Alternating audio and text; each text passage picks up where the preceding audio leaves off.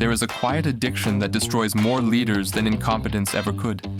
Approval, the need to be liked, the need to be agreed with, the need to be reassured that you're doing the right thing.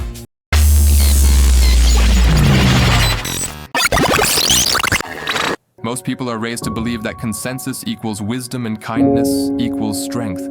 But the world does not work the way we imagine it should. There is a vast distance between moral fantasies and human behavior.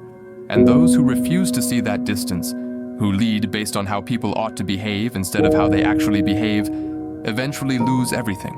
Respect is not affection, it is recognition. Recognition that you have authority.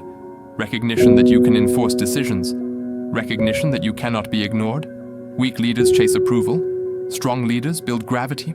Kindness is only a virtue when it is chosen by someone who does not need it. When the weak are kind, it is not generosity, it is survival. An unprepared leader, unarmed with skill, leverage, or authority, has no choice but to seek agreement. They soften decisions. They delay consequences. They ask instead of decide. And the world senses it immediately. There is no proportion between someone who is prepared and someone who is not. In crisis, people do not want warmth, they want direction. They do not look for a friend, they look for someone who can act. Power is not cruelty, power is capacity. And without capacity, leadership is just theater. Every leader wants to be loved, but love is unstable. Love depends on emotion, convenience, and circumstance. When risk appears, love negotiates. Respect does not. Respect is anchored in consequence, not punishment. Clarity, clear standards, clear boundaries, clear expectations. People will disappoint someone they love. They hesitate to disappoint someone they respect. This is not pessimism, it is observation. Approval makes you dependent, respect makes you independent, and leadership requires independence. The world does not see your intentions, it sees your posture, your tone, your decisiveness, your outcomes. Most people judge by the eye, not the soul. They do not ask, what did they mean? They ask, what did they do? And more importantly, how did they carry themselves? Hesitation communicates weakness. Over-explanation communicates doubt. Constant justification communicates insecurity. You may be morally right and still be ignored. Authority requires appearance, not deception, but control. If you do not manage the image, others will define it for you. True strength is calm. It does not shout. It does not threaten. It does not linger. Cruelty is noisy. Insecurity is loud.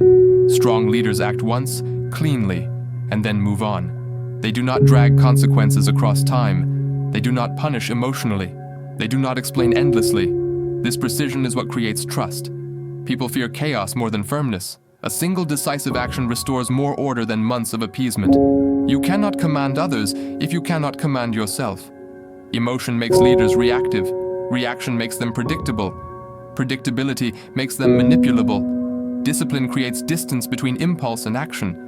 That distance is power. Most people collapse when fortune shifts. They panic.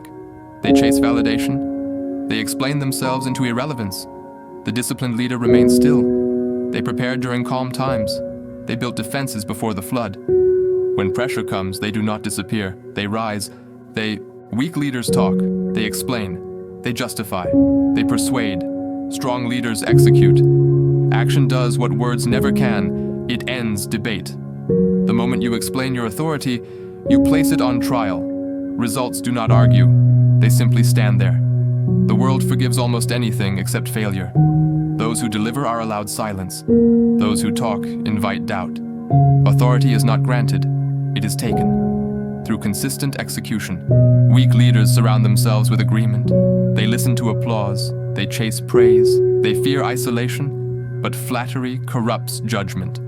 A leader who listens to everyone decides nothing. A leader who reacts to every voice loses coherence. Strong leaders choose a small circle. Few voices, high standards. Truth is invited deliberately, not constantly. Outside of counsel, the leader must stand firm. Respect is lost when direction changes daily. Approval is fragile. It disappears the moment conditions change. Strength endures. Leaders lose influence not because they are attacked, but because they depend on others to confirm who they are. The world does not restore fallen leaders.